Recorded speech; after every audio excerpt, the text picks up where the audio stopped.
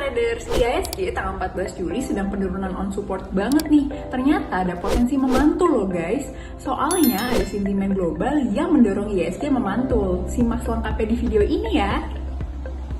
Mau dapat bimbingan intensif belajar saham dan referensi? Bisa tanya jawab secara intensif? Yuk, daftar mtrade sekarang di mtrade.id/whatsapp atau klik di bawah sini ya.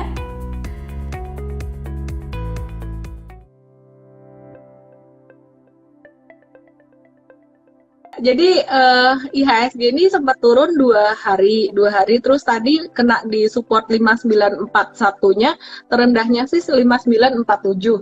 Terus mantul gitu ya. Dan kalau kita lihat sih kemungkinan besar kalau secara teknikal besok mantul nih. Nah, tadi kita sempat ngobrol kan, ada sentimen positif nih buat IHSG dari Amerika.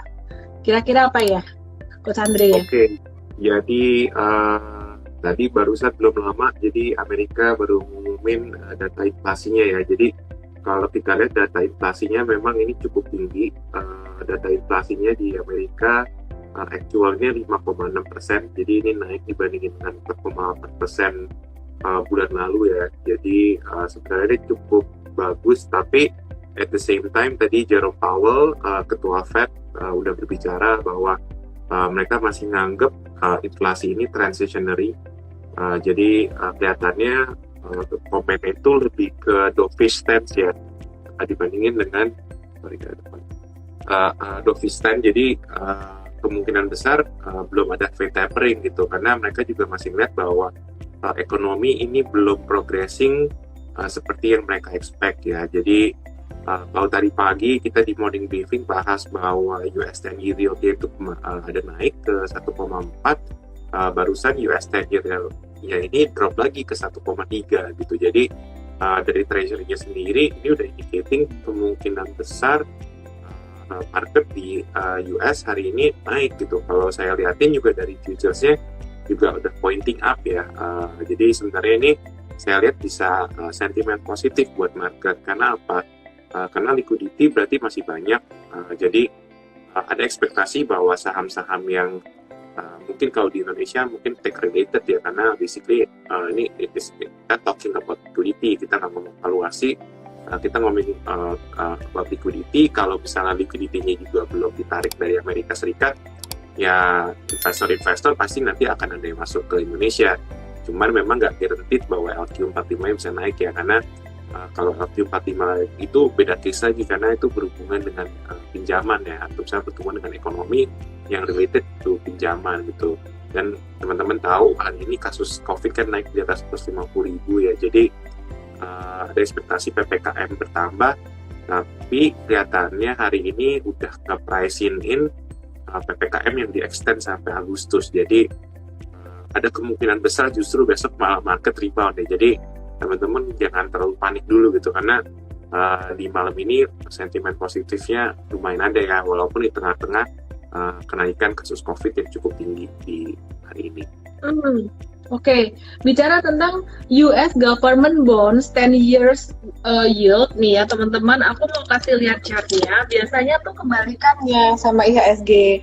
Kalau dia naik, IHSG bakalan turun. Kalau dia turun, IHSG bakalan naik. Nah, ini besok kita share juga nih di morning briefing nih ya. Nah, jadi morning briefing di mtrade, untuk teman-teman join mtrade VIP bisa klik link di bio saya. Teman-teman perhatikan, beberapa waktu terakhir tuh US 10 years bond yield tuh udah mulai agak-agak turun. Puncaknya dia naik terus tuh, puncaknya sampai bulan Maret kemarin. Nah, masih ingat nggak teman-teman, IHSG waktu itu turun mulai anjlok-anjlokan tuh sekitar Januari Februari. Nah, pas Februari itu ini US 10 years bond yield-nya naik, IHSG-nya turun banget. Terus kemudian pas US 10 years bond yield-nya dia udah mulai agak-agak landai, mulai agak-agak turun di sini. Nah, ini IHSG-nya mulai justru kebalik, chartnya dia justru mulai naik IHSG-nya ya. Sideways-nya udah mulai naik gitu. Dan kemarin waktu IHSG terkoreksi dalam, dan juga hari ini selain karena kasus COVID-19 Indonesia yang lumayan tinggi, ini juga karena US 10 years bond yield-nya tuh lumayan naik gitu. Dan malam hari ini kalau kita perhatikan ini udah mulai merah lagi.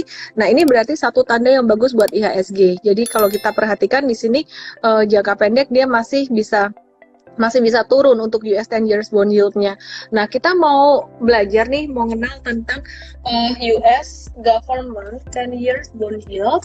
Itu kenapa sih dia bisa memberikan pengaruh yang sangat besar sekali terhadap pasar saham, terutama di Indonesia, di emerging market.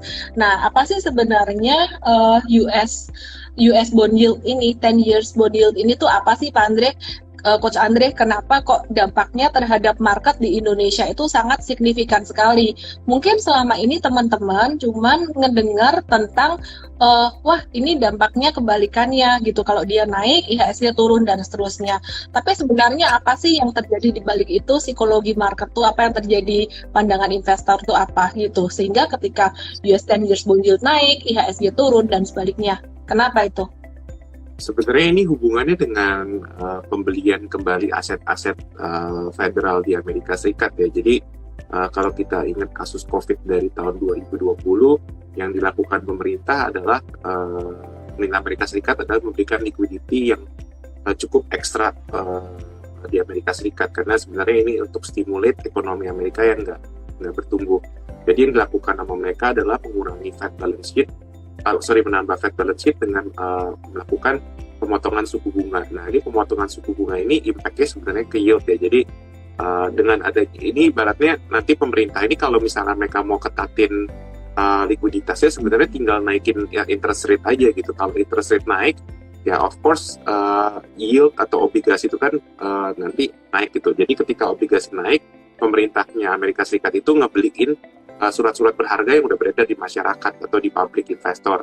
Jadi makanya bond yield-nya naik, likuiditasnya berkurang karena basically ya Fed udah ngebalikin duitnya itu sih ke balance sheet-nya pemerintah Amerika Serikat.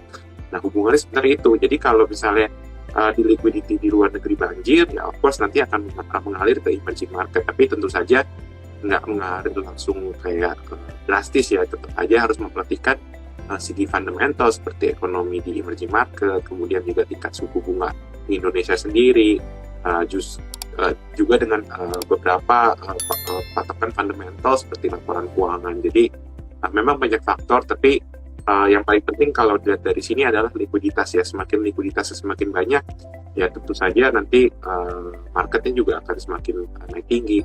Yang terjadi sebenarnya adalah bukan inflasi atas barang-barang, tapi inflasi aset price ya. Makanya kalau di Amerika Serikat yang dibilang inflasi itu salah satunya juga adalah inflasi asset price.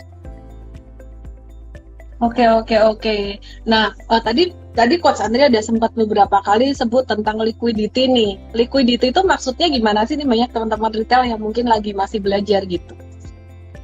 Liquidity ya itu maksudnya jumlah uang yang beredar ya. Jadi kan teman-teman tahu pusat ekonomi di dunia ini kan di Amerika Serikat ya. Jadi ya yang terjadi ya suka nggak suka Amerika Serikat masih memegang peranan penting dari ekonomi dunia ya.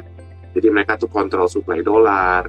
Yang dilakukan Amerika di tahun 2020 adalah mereka mencetak duit lah hitungannya.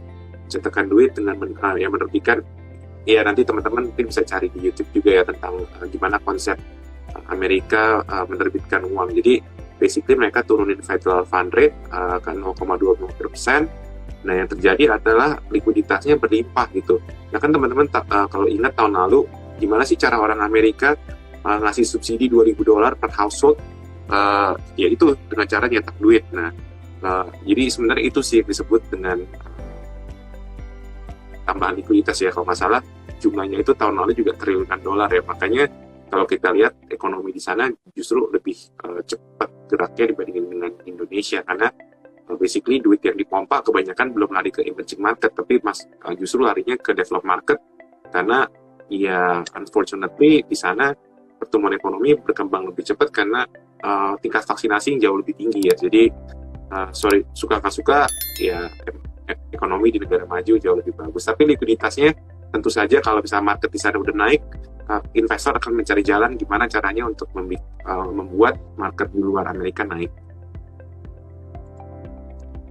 Oke. Ini teman-teman yang mau nanya boleh ke kolom question ya, di tempat question mark itu boleh ditulis di situ.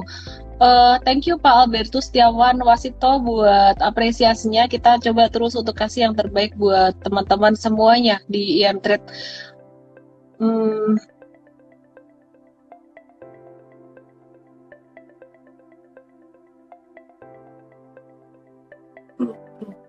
Ini banyak banget yang nanyain tentang Pegas nih. Pegasnya dia breakdown support lagi.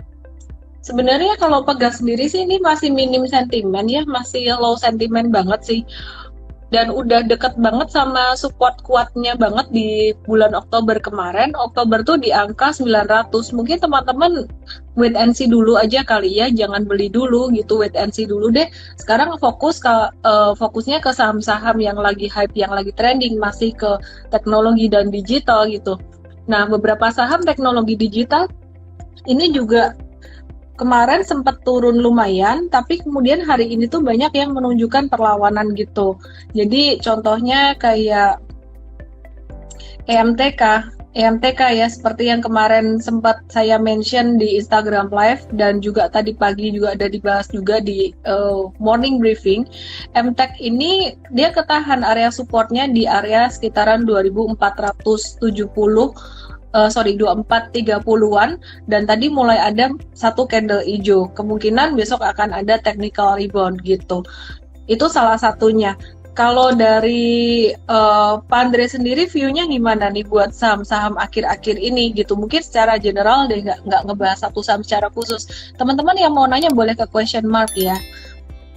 Sebenarnya kalau ngomongin saham secara general, ceritanya baik lagi ya, ini mungkin saya udah ngomong berulang kali, kan belum ada story yang super signifikan nih. Jadi masih berhubungan dengan tech related, kemudian juga berhubungan dengan healthcare. Jadi sebenarnya kalau saya lihat memang 2 hari belakangan ini agak sedikit koreksi wajar ya. Jadi saya nggak lihat ini sebenarnya significant risk kayak ketika COVID pas pertama kali muncul di Indonesia. Jadi kelihatannya market di Indonesia pun juga menurut saya udah lebih well informed gitu tentang angka COVID, kemudian juga angka vaksinasi. Jadi sebenarnya yang terjadi menurut saya ini adalah profit taking gitu. Jadi ini view saya memang dari beberapa investor ini memang kelihatannya ada yang mau taking profit, risk cash untuk menyiapkan mungkin untuk partisipasi IPO apa. Cuman ini saya nggak bisa kasih clear indication apakah ini kejadian benar atau enggak. Tapi menurut saya karena di akhir minggu ini katanya harus sudah menyiapkan dana untuk partisipasi book building. Jadi ini kenapa salah satu alasan mereka juga taking profit saham-saham yang udah naik di minggu lalu. Gitu. Kalau saya lihat memang pergerakan hari ini untuk saham-saham healthcare justru ada perlawanan ya, kayak Prodia, kemudian juga ada seperti KF. Jadi kelihatannya dengan kasus case yang masih di sekitar plus 50.000 dan testing rate-nya semakin tinggi, memang masih ada angin segar untuk saham healthcare ya, walaupun saya nggak tahu kapan kasus COVID-nya melandai. Kalau kasus COVID melandai, saya yakin saham-saham healthcare ini pasti akan turun. Cuman melihat pertambahan kasus COVID yang semakin tinggi, kelihatannya masih ada sentimen yang cukup baik sih. But overall, ini menurut saya healthy correction dalam 2 hari terakhir. Mungkin besok ada rebound. Nggak tahu juga sih rebound atau enggak, tapi basically masih normal ya. Karena kalau kita lihat LQ45-nya sendiri pun udah turun cukup dalam ya. Jadi saya merasa bahwa LQ45 ini ya nggak akan terlalu dalam lagi gitu, karena basically udah posisinya udah cukup rendah gitu. Kecuali kalau misalnya posisi LQ45-nya rally, kemungkinan besar justru malah marketnya bisa makin dalam gitu, karena penggerak indeks kan banyak di LQ45 ya. Jadi menurut saya sih downside-nya udah lebih limited ya. Oke. Jangan lupa download aplikasi M-Trade di Android dan nikmati edukasi freemium sekarang.